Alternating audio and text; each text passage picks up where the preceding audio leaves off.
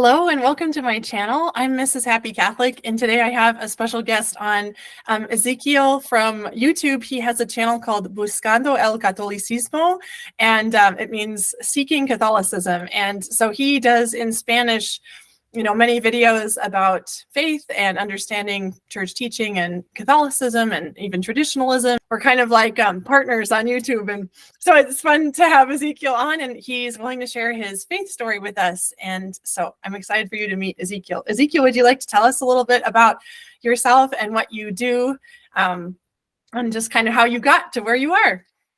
All right, awesome. Yes, my name is Ezekiel. My last name is Becar Varela. It's two last names, like united. Becar Varela. I'm 22 years old from Argentina. That's why I don't have a great pronunciation that that will be seen in the video. I'm from Buenos Aires. Live in Buenos Aires with my family, my father, mother, and two brothers and one sister. And I study philosophy and theology in a university which is called St. Thomas Aquinas North University, which is a university which is near the convent of the Dominican friars. So we are they teach us a lot. They like run the university here, the philosophy and theology department, let's say. I also work as a professor of philosophy and religion in schools. I work actually in 3 schools in the last grades of the secondary school, high school. And also I teach a little bit of Spanish, especially for people who are from United States. So if you are seeing this video and would like to learn Spanish, you just let me know. Awesome. I have recently been helping Eric Hoyle with Spanish. You know Eric, right? Yeah. Okay. That's awesome. Cool. He has a nice essay talking about canonical mission and stuff, refuting independent traditionalism. So that's who I am. That's what I do. And I began this YouTube channel last year, especially because I was looking for like an apostolate to do. I am not working in any parish right now, and I wanted to try YouTube. It seemed fun to me. I thought I had some things to provide, so I decided to begin. And almost when I began with the channel, that was like the the moment in which I was investigating more the SSPX and all the traditionalism issues. So I began to make many videos in Spanish about traditionalism and the SSPX, and also I made some in English, so you can check that out. And now I have like covered a lot of that spectrum of traditionalism and the SSPX. The SSPX, I have like transmitted almost everything I thought about it, and I thought I could provide. So I'm now getting in some other stuff. That the channel is very broad. Like the topics, it's not a focus in only one thing. It's like evangelization in every aspect of the faith. I am like open to many kinds of evangelization. So the channel is like, it's sui generis in that sense. Now I'm making some videos on theology of the body, for example, but that doesn't mean I will always make videos of that topic. I change a lot. So I'm just beginning. The channel is just beginning. The last year I began with it, made some videos of traditionalism, then stopped. And now I have began some weeks ago to make it better and like put some more energy in that. That sounds so good. I'm really excited that you're doing that, and it looks like your channel is growing pretty well too. And so I'm just glad that you're providing, another from another place in the world, something similar, and another resource for people to find information, because there hasn't been enough. I hear from people regularly through the trad recovery site saying, where was this site 5 years ago or more? Like, I needed something like this when I was coming out of traditionalism. It would have helped me so much. And so I'm glad that we can be doing this now, even though it seems like it's coming kind of late. Yeah, another thing I wanted to say is that I'm always glad to make some videos in English also in my channel. I like it to be a channel like, I don't know how it is said in English, but bilingue. We say here bilingue, like two tongues,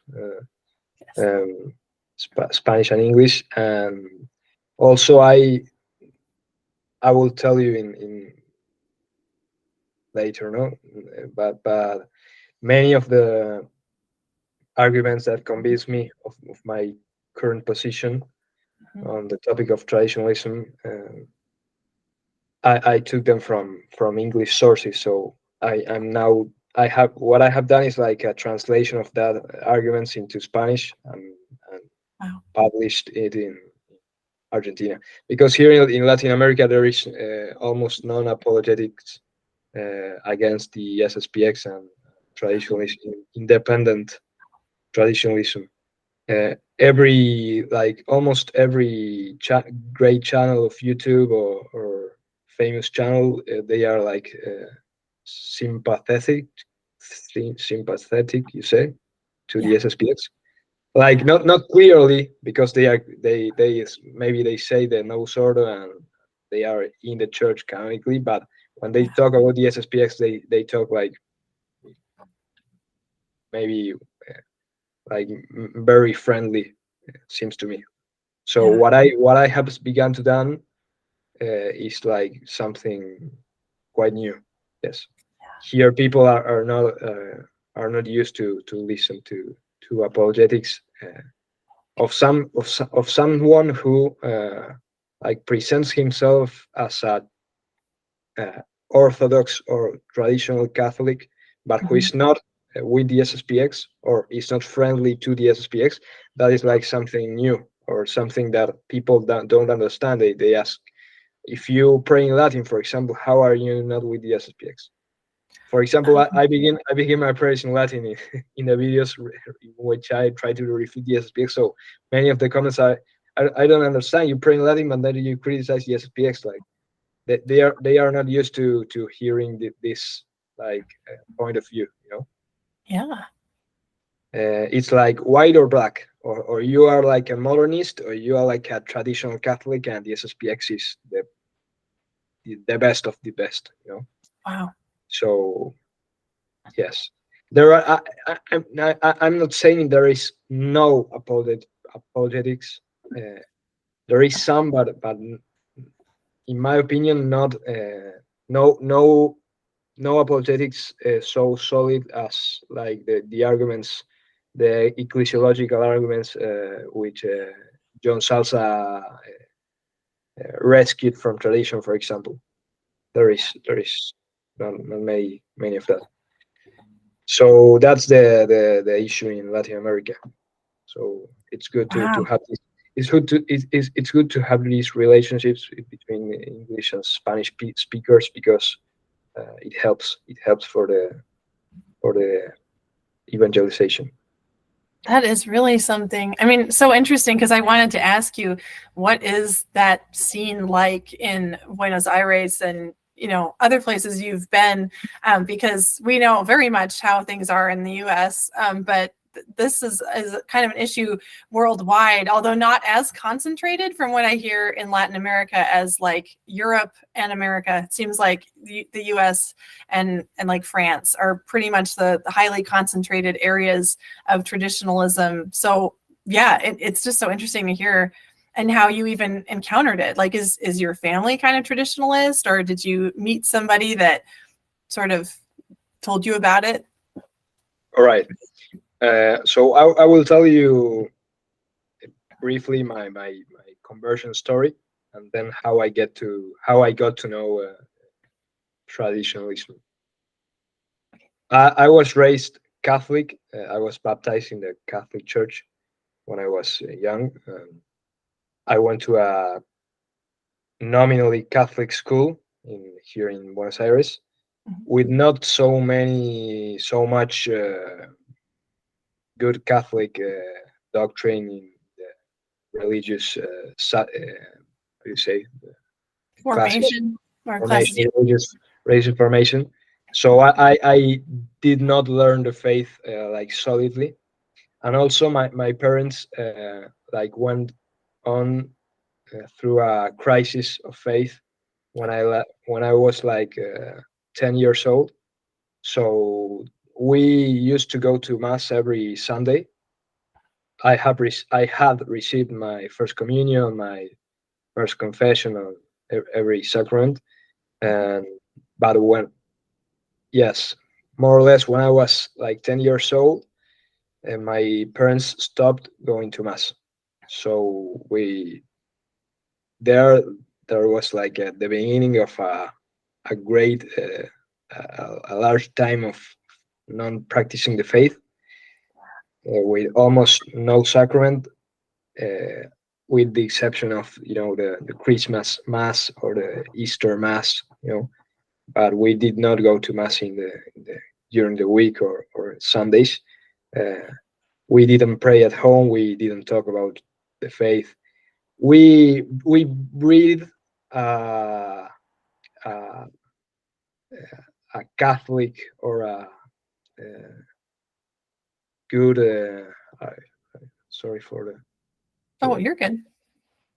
the the people around us always were good. That's what I want to say. We had a good family, a good friends, but not like explicitly Catholic. So the Catholic formation, the Catholic spirit was lacking. So I was not raised with that formation. And when I grew up in the high school, I was like 13, 14 years old, 15, and I was living a life of sin, of grave sin. I was like lost in the world,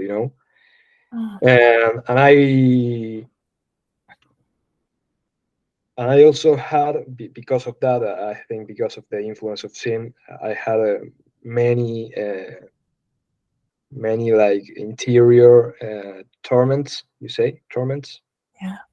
Yeah, like I don't know if I could classify them as psychological or even maybe psychiatric, but I was like I was never diagnosed because I never saw a psychiatrist, but I thought I was like a lot of depression and things like that. I did not love myself. I thought I was bad. I didn't find meaning in the world. I had no friends, so it was very difficult. I was alone, and everything changed when I was 15. Like, let's say 7 or 8 years ago, um, I began a course of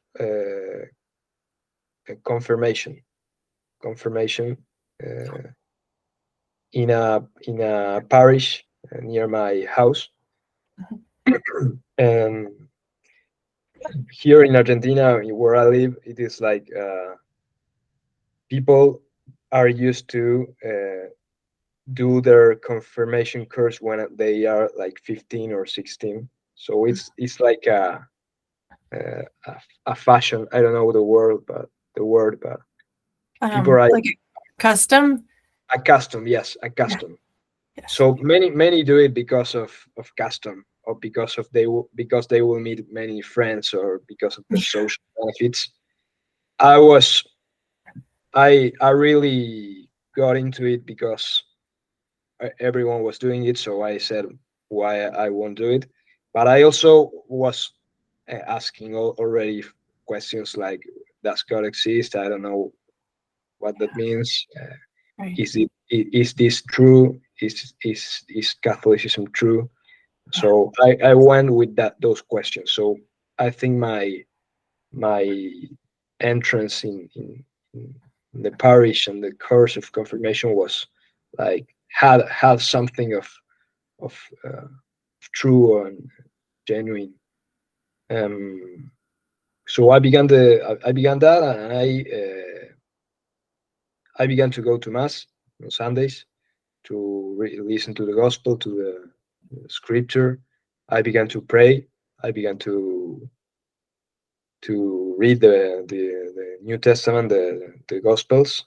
Um, then I began to read like uh, Christian writers like C.S. Lewis. I had like first I had like a emotional or sentimental conversion, or like a moral conversion, because I stopped my life of sin. Um, that was like a moral conversion, like a emotional conversion. Then I had an intellectual conversion because I was reading Mere Christianity by C.S. Lewis, and I came to the conclusion and to the I was very convinced when reading that book that Christianity was true. I had the idea until that moment that Christianity was something good, something that makes you good, and it's nice, nice stuff. It's pretty, but I did not have the clear idea that this also is true. Jesus is was was God. He like he's not like a legend. He's a person who existed uh, 2,000 years ago, and he was who he said he was. He was God. So that idea of Christianity as a true religion came to me when I was like 16 or 17, reading Mere Christianity. So then I began to um, get deeper in philosophical questions and theological questions. That's why I began to study philosophy. Um, then my spiritual life got more intense. Like I began to read the Saints, a book like that helped me a lot was I don't know how it is called in English, but something like Practice of the Love of Jesus Christ by Alphonsus of Ligori. Mhm. Mhm. So I began to go to mass every day, to get to communion almost every day. I began to pray. I began to pray the rosary every day. So yeah, I was convinced this was true. Wow. Then the question arises whether Catholicism was true, or which of the denominations, let's say, of Christianity was the true church. But I never had many questions or many doubts. I always saw clearly that Catholicism was the true church. Something that helped me a lot was a course I did on the Catholicism of the Catholic Church by Saint John Paul II. Um, there was when I found out the notion of magisterium, the magisterium of the church, and I like got uh, amazed by the magisterium, by the notion of the magisterium, by like a rule of faith, a rule of faith. Because what I saw a lot, it was the crisis in the church of people saying whatever they wanted, people thinking whatever they wanted, people denying church teaching because they didn't like it, priests which told you maybe something, and a priest which would tell you the other contradictory statement, maybe in confession.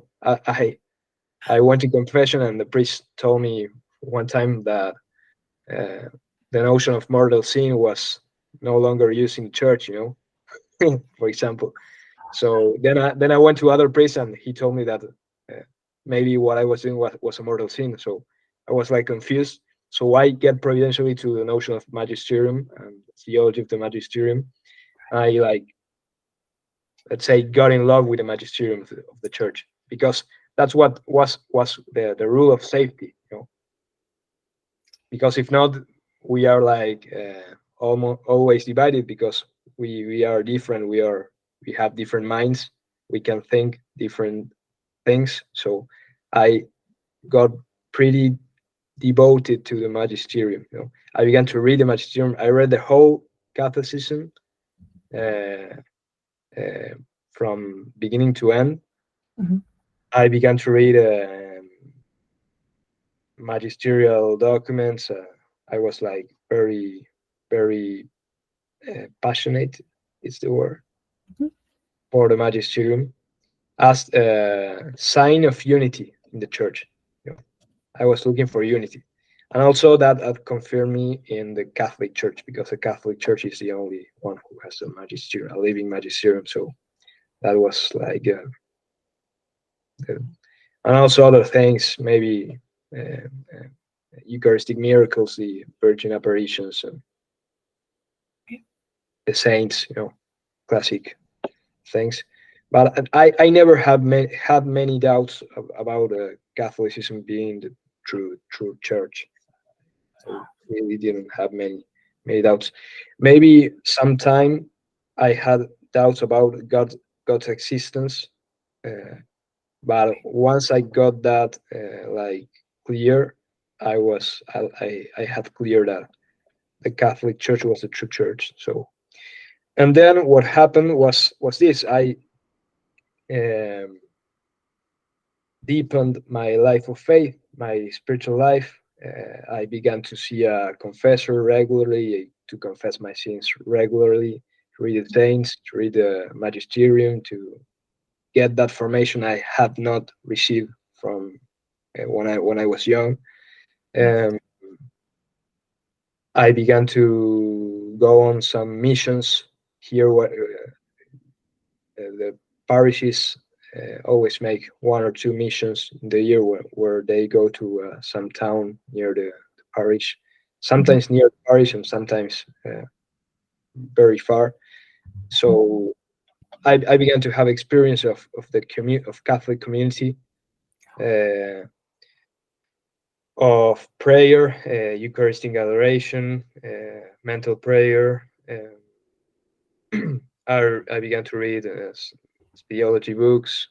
So I was like a living Catholic, practicing the faith at my 19 years old or 20 years old, when the rest of, or the, my, I was like a weird guy, because no one was doing this.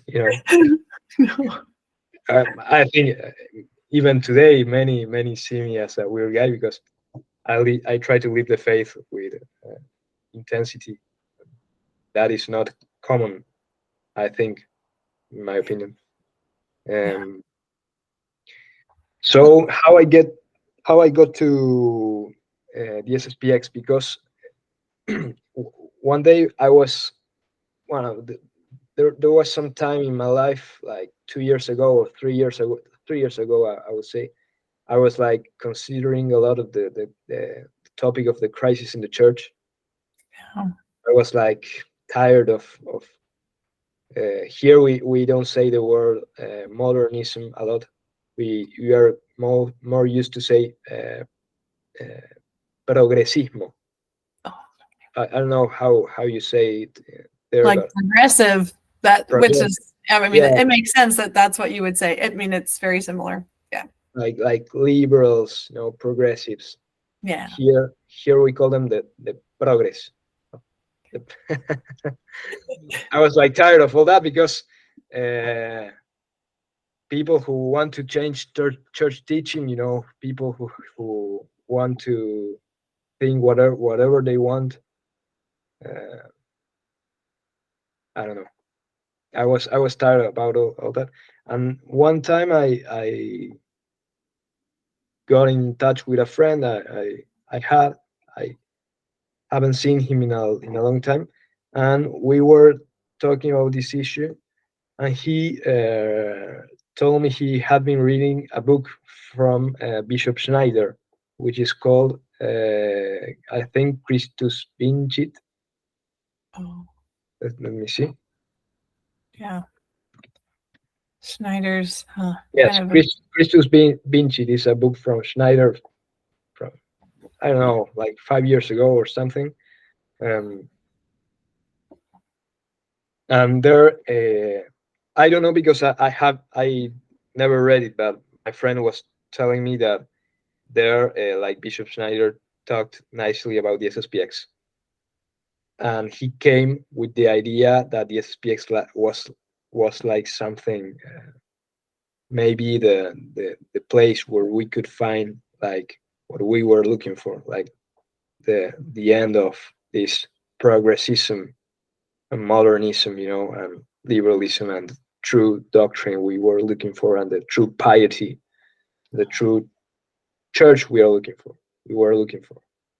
So he came with that idea. I had listened about Lefebvre some times ago, like the the official story, without too much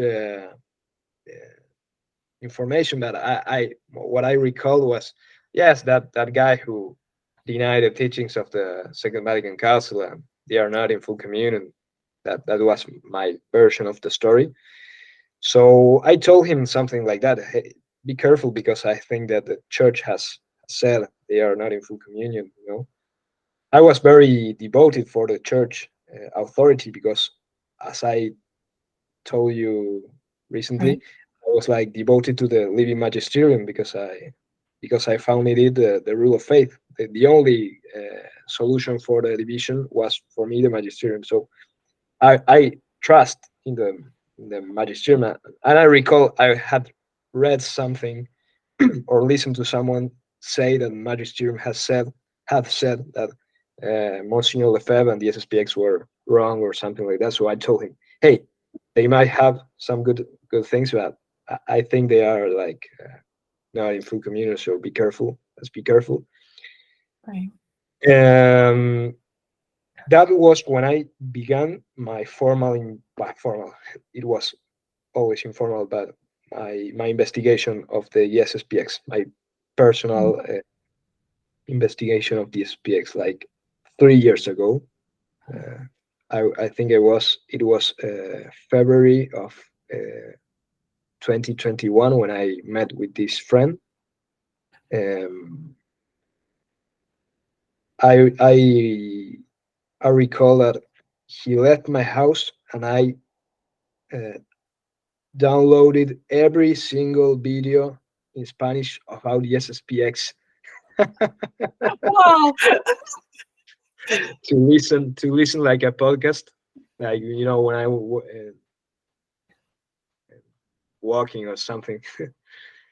I always used that for my spiritual formation, doctrinal formation.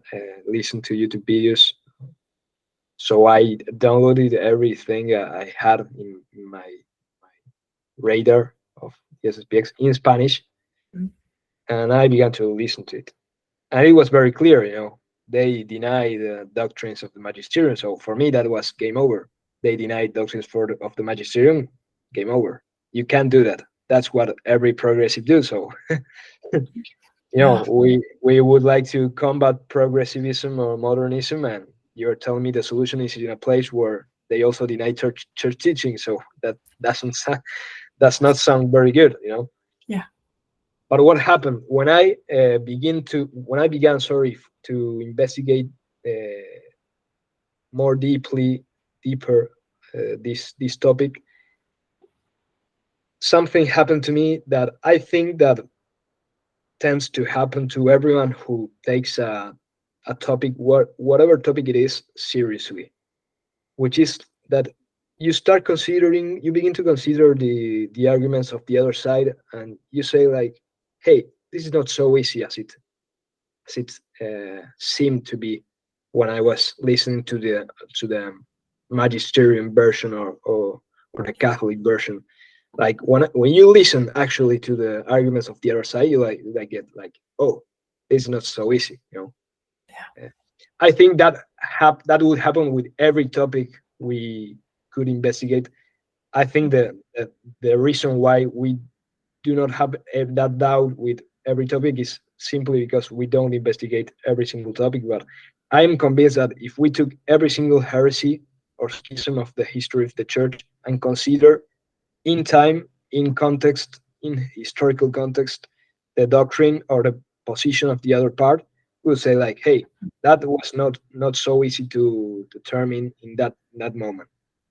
Yeah. I know Arianism, for example. Who has doubt? Who is Arian nowadays? I don't know. No, but if you consider uh, profoundly the reasons the Arianists had for having that position, they were not Arians because they had no reason. They had very good reasons to be so. So I began to see this point of view, this traditional or official point of view that the SSPX is wrong. But I also began to see some videos of the SSPX itself uh, questioning church teaching, or maybe Catholic priests like being friendly to the SSPX. So then that was when I said, okay, this is not so easy. I will have to investigate it deeper. Also, Mhm. my friend, when I sent my friend all these videos which said that the SSPX was wrong because they denied church teaching, and he came to me with counter arguments like, okay, I'm not so sure about that. That is not. We should not trust in that source because I don't know. So I said, okay, it won't be so easy to. I was sure in my position, but I said it will not be so easy to prevent this friend of mine. I will have to do some deeper investigation. Yeah. So what happened? Let me think. What happened that year is 2021. Um, yes, I did not go deeper in the issue because, as I told you, here in Argentina there is not so much content on the SSPX and stuff. Yeah. But I remember that was the year where the Crisis in the Church series of the SSPX official website was going on. So Yeah. my friend and I like uh, was like traditionalist minded in that moment. I know I did not adhere to the SSPX. I had not go to any of their masses, but I like thought that everything was chaotic. I was like traditionalist minded. So I kept seeing this friend, and we used to listen to the Christ in the Church series. I didn't find almost any problem in that series. But when they got to the topic of the mass, that's when I said, okay, here is the thing, because there were like, I don't know, 15 or 16 chapters, Episodes. Oh. episodes, Mhm. where they like presented the Christ in the church. I said like, this is fine, this is good. These priests sound very good, very Mhm. very good formation, very pious. Um, But when they said that the mass was intrinsically evil, that didn't make sense to me. That didn't make sense to me because they said that the mass would endanger your faith, and I had come to the faith by going to the mass, so that Dear. that was absurd to me. So when they came with that, I said, this here is where I think they are not, they're incorrect. Um, but at that time, I didn't understand the topics of the Second Vatican Council, the collegiality, the religious liberty, the ecumenism. I had not entered those topics yet. Those topics. So that year ended, and what happened was that my friend in that year began to see a priest of the SSPX who turned to be his confessor, and then he decided to enter the seminary of the SSPX. So 2022 was like a year in previous to his entry into the seminary, where he lived in the priory of the SSPX. What I began to see is not only with him, but with many other friends or his family as well, but many other friends in common we had. Many were turning to the SSPX mindset. Many of them would like be began to go to the SSPX masses and began to talk like the SSPX, like the mass of always, and the new mass is not good, and Vatican II is bad, and I began to see that many people, many young people. So once again, I said, okay, I have to get deeper in this topic. I had to get deeper in this topic because I'm don't like what I'm seeing. People were not going anymore to the new mass, even if it was well celebrated. Um, so what happened that year was that I was on vacations. I had plenty of free time, and I said, okay, I will investigate this topic, like trying to be very honest intellectually, because they might be right. The SPX might be right. I don't know who is right. I think the Magisterium is right because it's common sense. But hey, maybe this time, maybe this is the only time in history that the Magisterium is has served for more than 50 years, and yes, because it's saying truth, and they are the truth. Maybe I will end up this investigation becoming an SSPX. Right. I don't know. So I began that investigation, and that was when I saw the clear. Later on, I saw the clear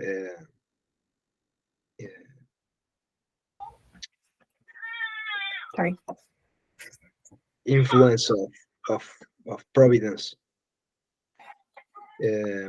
because that was the same time, the exact same time when John Salsa and Robert Siscu had turned their position from the SSPX to against the SSPX. They were publishing every month. They were publishing a new article. So when I read their arguments, I was like convinced. I began to translate them in Spanish. So the best argument, what I think is the best of all arguments, is the mission, the mission argument. I thought that was an irrefutable argument which refuted the whole traditionalist independent traditionalist position.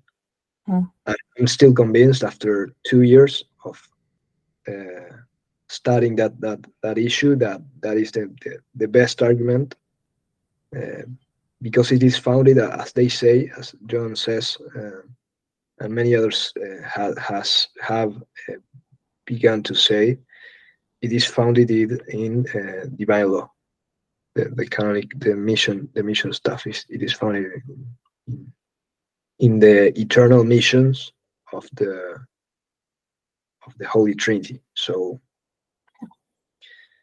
I began to study that argument. I was rapidly convinced. And what happened next?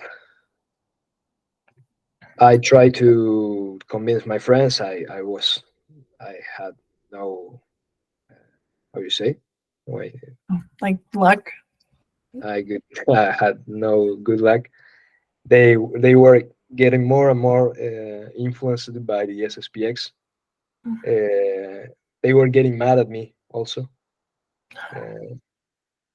They did not want to see me, or they would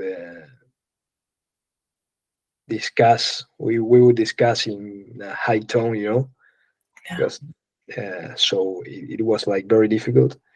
They would send me the articles trying to refute John Salsa, but I read them and they were so bad. Like, for example, the I remember there was a time where the 1 Peter 5 opened like a debate of the SSPX, and many people would send their arguments. They were so bad, so bad, so bad. I was surprised. They were horrible, horrible. They confirmed me in the right position. The SSPX apologists convinced me with their poor arguments. They so I was seeing it clearer and clearer and clearer. I couldn't get this topic out of my mind. I couldn't get it out of my mind. So that was the year when I began to release the YouTube videos in Spanish. Then I began to 1 year later of that, I began to I finished. Let's say I ended my YouTube videos because I had been uploading many videos of the SSPX. I was tired, and I think people were tired as well.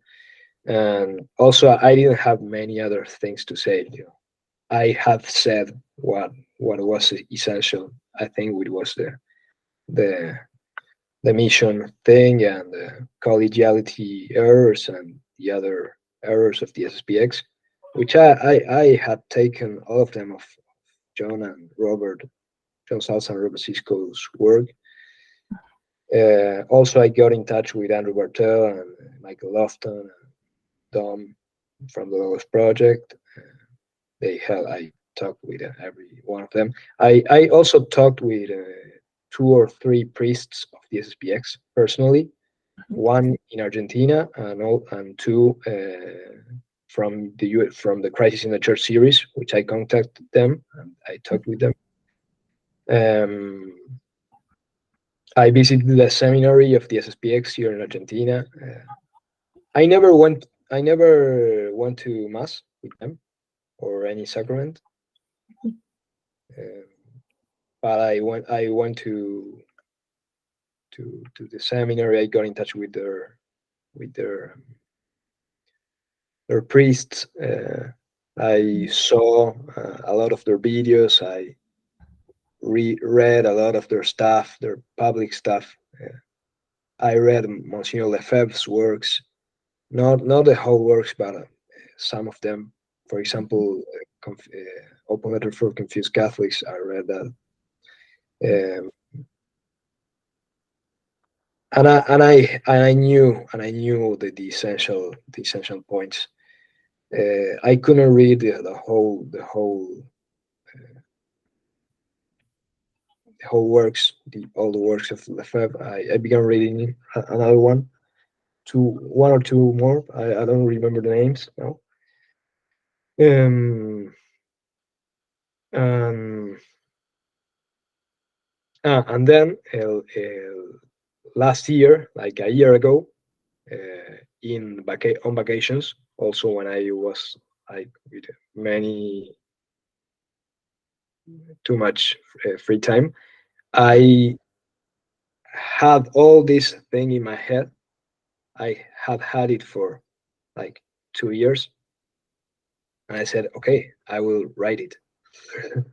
So I wrote everything that I had in mind. I wrote it in like an apologetic work written in Spanish, which is like 60 or 70 pages long, which is like a short refutation of the main essential points of the SSPX, of what I had studied and listened. Yeah. And I quoted the SSPX itself, and I refuted it with using preconciliar theology and preconciliar magisterium. So, Right. uh, well, until then, I'm sorry, until now, from that moment to now, I have kept on studying the issue.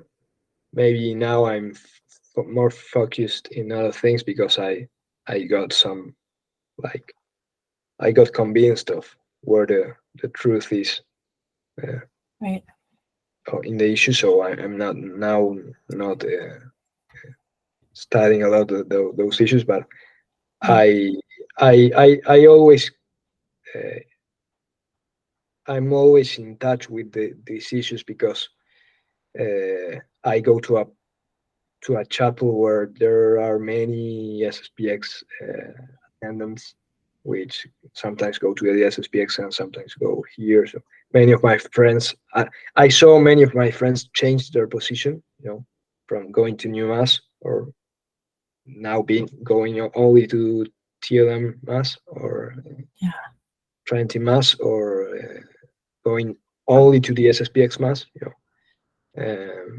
going to the SSPX ordinations in the seminary. I don't know, Mhm. many of those things. So I'm always in touch with the SSPX issue. Sometimes people write to me also, asking for some help or things like that. Also, I have received a lot of critics of the SSPX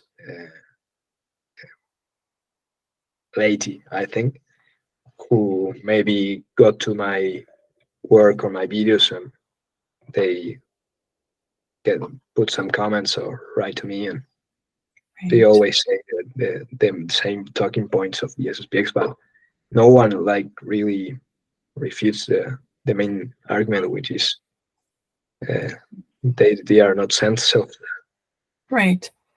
Right. whatever you say, if you have no mission, that doesn't matter to me. Right. Doesn't matter. So I'm sorry. It's I agree. There is a state of necessity, but you don't have the right to ordain priests without mission, Right. because anyone could do that. Bishop Schneider could ordain today his bishops.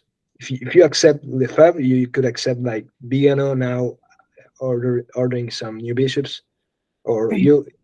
I one thing I always think is, why you accept Lefebvre and why you don't accept like Bishop Williamson's split, because he's did the same thing as Lefebvre. Right. He Right. has the same right, which is no right to ordain, but he has the same right that Lefebvre had.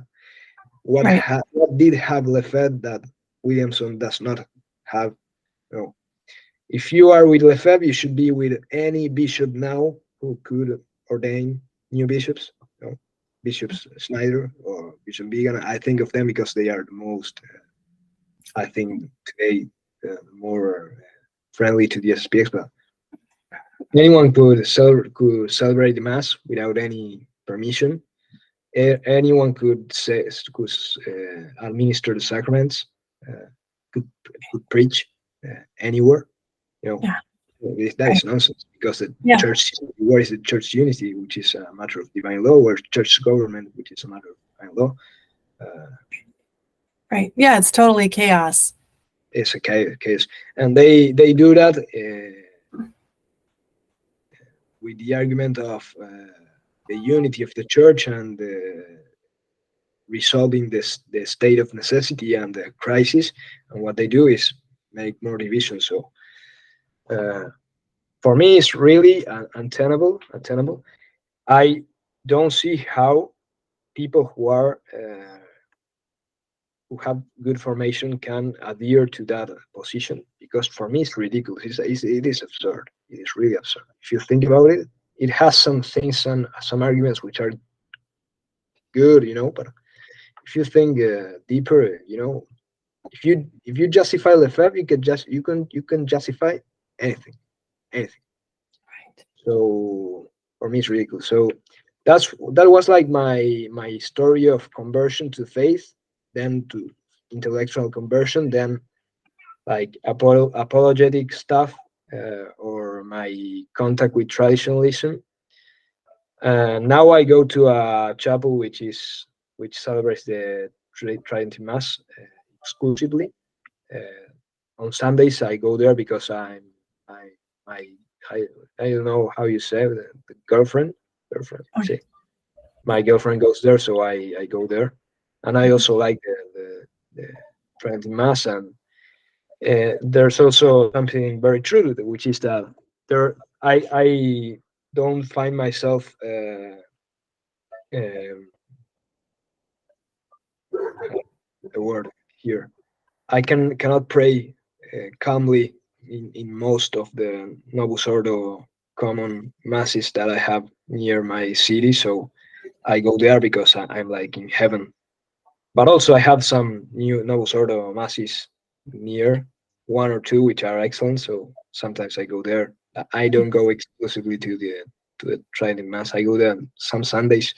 In the week I go to one which is 5 minutes from my house, which I don't like the music, for example, but I go anyways. yeah. Like, Right. I'm not scandalized for that. I don't put a rule on my head, which is don't go, you can't go because it is a sin. I don't do that. So yes, I would. I prefer a lot uh, more. I would like more solemnity and many other things. But that's not the Right. case. So that's like my story of conversion. Yeah.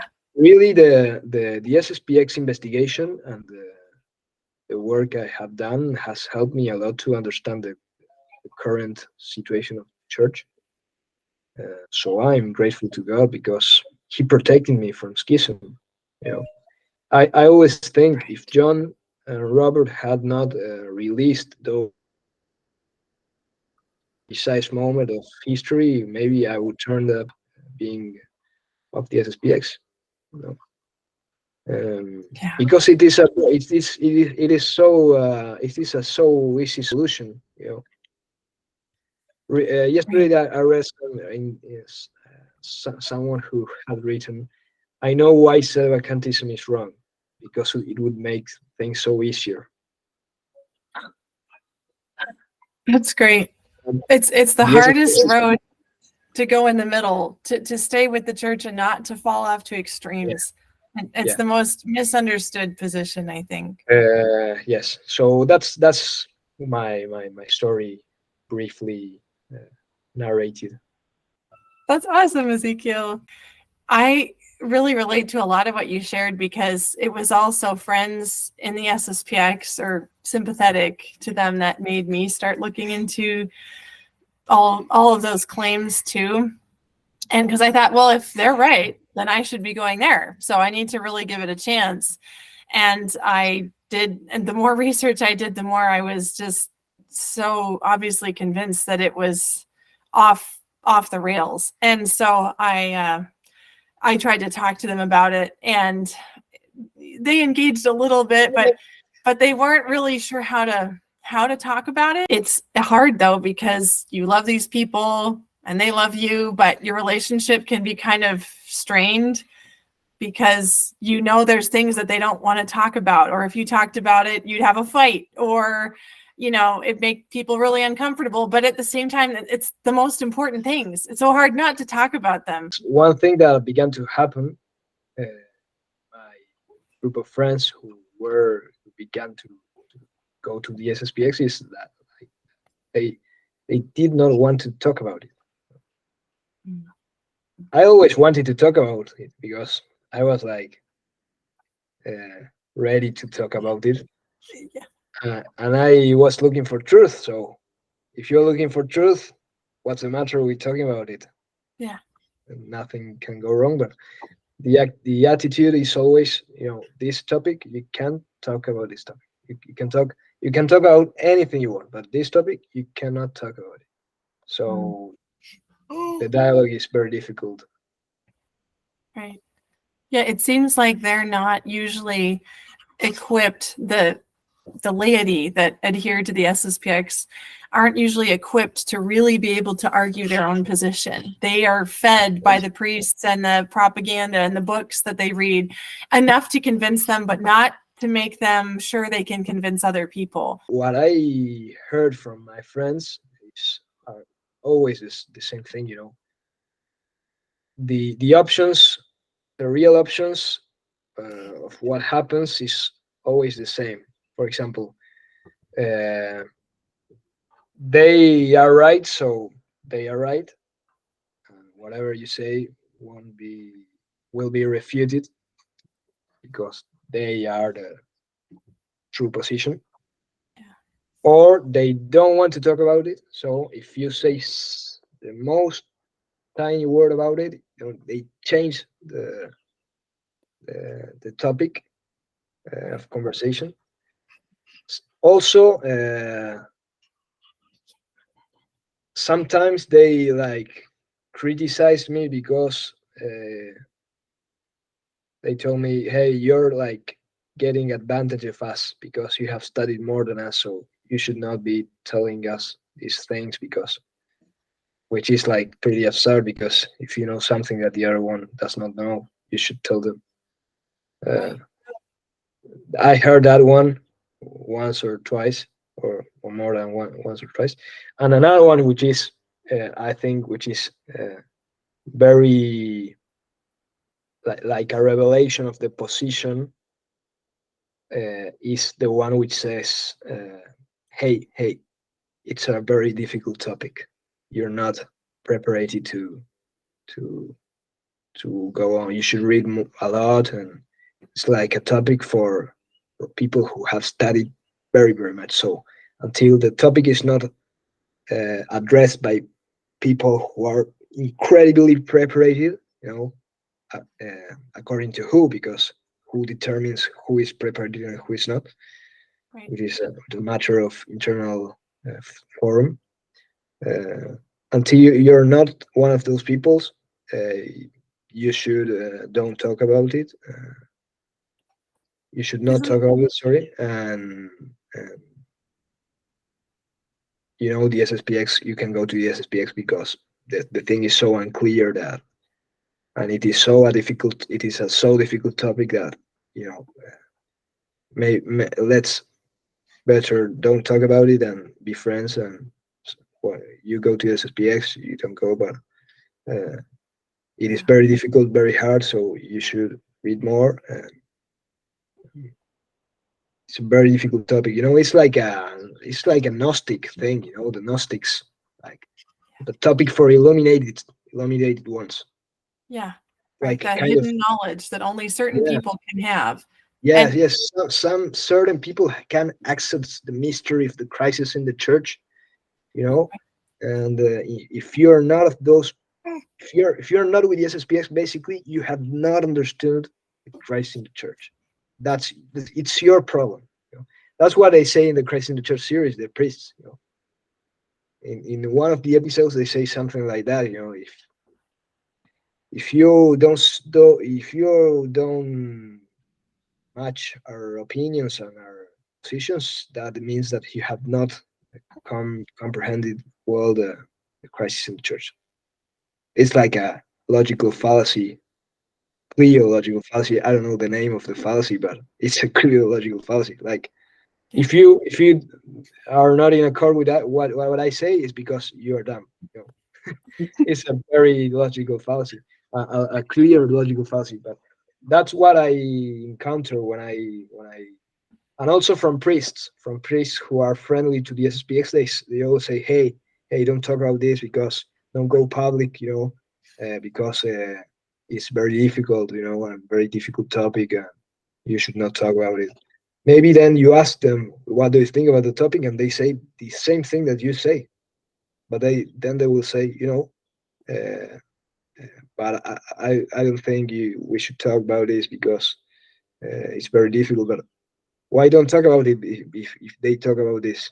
If they say Right. the new is evil, if they say the council teaches heresy, if they are making their own private cult, why shouldn't we talk about it? That's my position. So I keep on doing my stuff because I don't see. I what I see is that they are getting out of the church. So Right. No, it is. I mean, they fit the definition of schism to a yeah, T. So instead of acknowledging that, they try to change the definition of schism and say, oh, well, but the thing is that most people that go into that world, they don't educate themselves very carefully from what I've seen. They get just enough exposure to their ideas to be hooked, and then they decide to put their trust in the leadership, and they kind of just sit back and turn themselves off. And so it's really sad, because you need to know what you're doing and why, especially because if you're doing the one right thing, you need to be able to bring everybody along that you can. yeah, And if you're yeah. not doing that, you're not answering Jesus' call to preach to all nations. Yes, and they will not.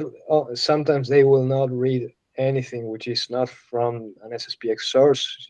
That way is impossible to get them out because they have like compromised intellectually and voluntarily with a position. They will not get out of it because they have an answer for everything, every single thing, except for the mission argument. I haven't seen any refutation of that. I No, think it can be refuted, but I uh, can't. it cannot Right. be. But even the SSPX itself has not published anything. So, Right.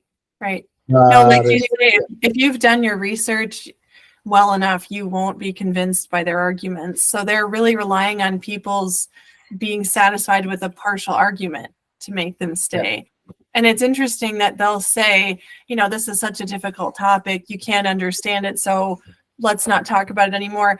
But it really, the safer thing to do would be to stay in the church and just keep going to diocesan masses instead of going out on a limb with the SSPX. Even, if you're not sure that they're right, that's actually the more risky thing to do. So it's weird that they make themselves experts enough to get into the pews at the SSPX, but then they tell you, oh, but I don't know enough to talk about that.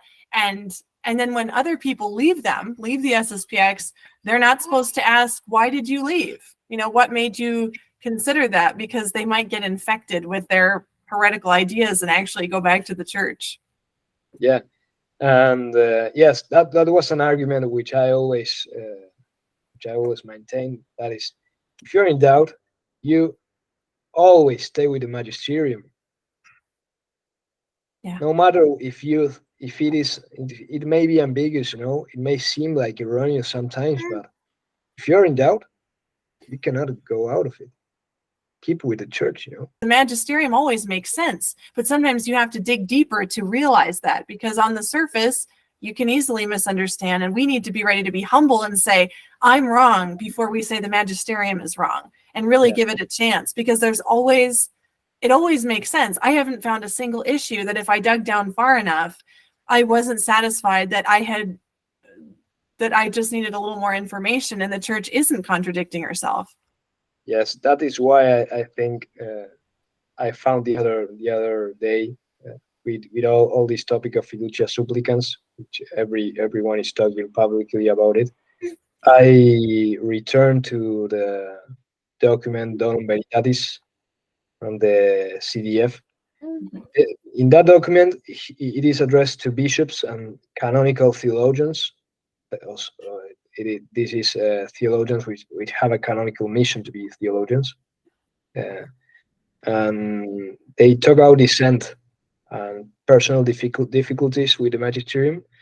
And what they say one time and another time and another time is, if you think the magisterium is wrong, no matter how convinced you are and what you think, you can't go public against the magisterium. You should always talk previously in private with the magisterial authorities, and always do a deeper work of investigation to try to understand better the magisterium. But that's a thing which is not it is not respected today, because everyone talks about publicly about the magisterium, and that, in my opinion, confuse many people. I don't maintain personally that the magisterium can never be wrong. What I think, because I don't know if the church teaches that, but what it can be certainly is that the magisterium be the reason of the failure, the crisis in the church. That is absurd. Magisterium can be the, because the magisterium is the organ by which the apostolic doctrine of salvation is transmitted to every generation. So, as I think Saint John Paul II teaches that, no, Donum Veritatis, this same document signed by Saint John Paul II, teaches that the magisterium can be wrong for a long time. No? And even when it does not teach infallibly, it is protected habitually, the habitual protection of the Holy Spirit in every matter, matters of doctrine, of discipline.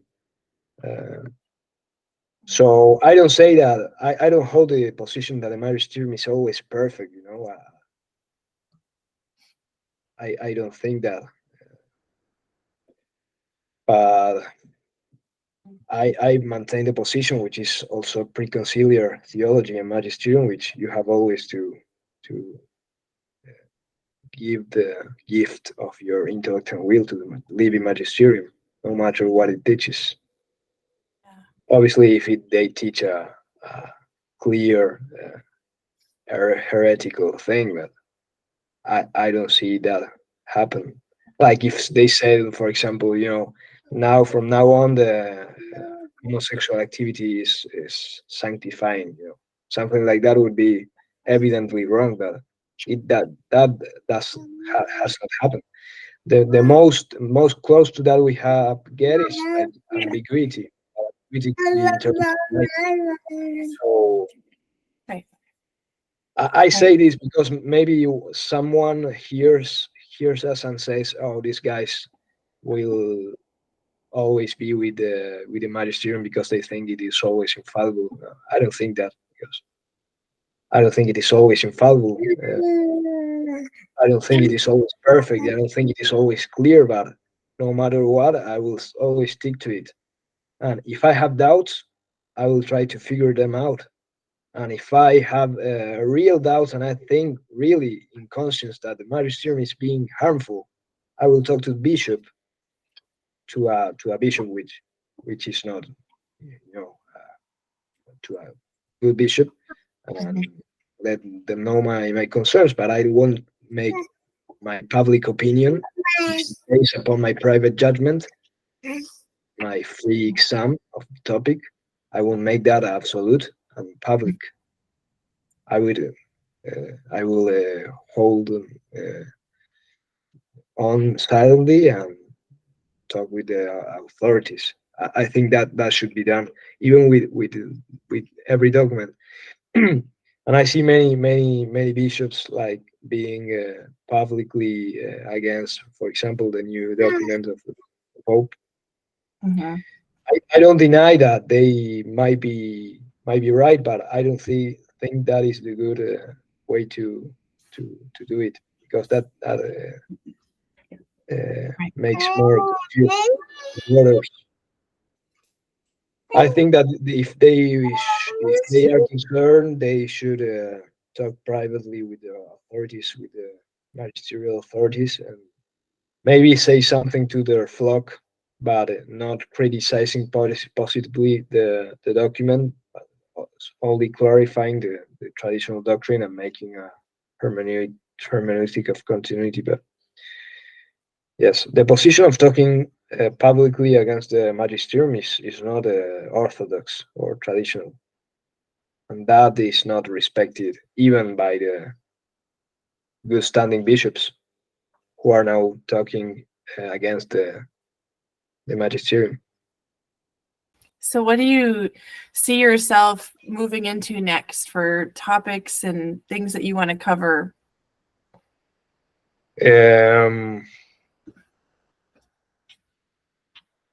I don't know really. I don't know. I don't know. I'm very young. Um, I have some duties, that some state duties, like studying what I have to study for the university. But I also have some personal concerns or interests. Yeah. My main interest is the unity of the church and contribution to that unity in the education sphere or through the education, and also through the apologetic works. So I don't know. There's so much work to do, but uh, I now I'm not now like easy with these issues. One of the things one of the motives I investigated for 2 or 3 years the topic of the SSPX is because I had concerns, spiritual concerns, personal concerns. Now I don't have them anymore, so I'm like in easy waters, let's say. That is very good for the intellectual formation and spiritual life, because you are like the Bible says, that God whispers in the silence. So now I want to first I want to be faithful to my duty of state, to my job, to my studies, and then cultivate a study of the church history. I think that another thing that many of us are lacking, and I think it is also root of some errors of the traditionalist spectrum, is the lack of knowledge of church history. Because many over criticize the current situation of the crisis in the church, but only because they don't know about the previous crisis, or they can't compare the actual crisis to the previous crisis, and also they repeat the same errors of the past. So I want to study church history with some deeply, I think, and also what I want to study is Latin. I want to be able to read fluently in Latin, in order to be able to read uh, everything that was written 100 years before, uh, like 19th century and before, because there is very good material and content there, the works of saints, theologians, philosophers. So if you have the skill of reading Latin, you can find many theological knowledge and many theological arguments which uh, may serve well to address many topics of the current situation of the church, and also in the dialogue and the apologetics with the SSPX and traditionalism, getting to know the preconciliar theology well is very good, because they trust in that. So if you use, for example, magisterial content of Vatican II and onwards, they won't care. But if you use pre-Vatican II theology or pre-Vatican II magisterium, they will take it seriously. If you know Latin, if you can quote in Latin, if you can quote theologians of the 17th century, 18th century, if you can quote fathers of the church, they will listen to you. It gives you a lot of intellectual freedom, because if you know Latin, you can get almost to every content you want today, due to the internet, and because of the Latin being the language which was in which many of the theologians and saints have written. I think it will be worth it to study deeply the Latin language. Yes, I don't know, that are my few topics I would like to address more deeply, and always I have always more. I think these two are like the more important right now. Yeah. Well, that sounds really good, and I just so appreciate you coming on and sharing your experience and everything that you went through to learn about this, and how you really gave both sides a chance and tried to be open to the truth and let it lead you. And this is where you've ended up, and you're being spiritually nourished. You go to the TLM and the Novus Ordo. You have this very moderate life in the church, and it's feeding you, and you continue to grow, and you're sharing it with the rest of the church in the world. And I think that's so cool. So thank you so much, Ezekiel. Okay, thank you, Laura, for letting me tell the story. Absolutely. I appreciate a lot of your work. I have been listening to your interviews. They are very, very, very good. So thank you very much. Oh, absolutely. God bless you, Ezekiel. Thank you so much. God bless you.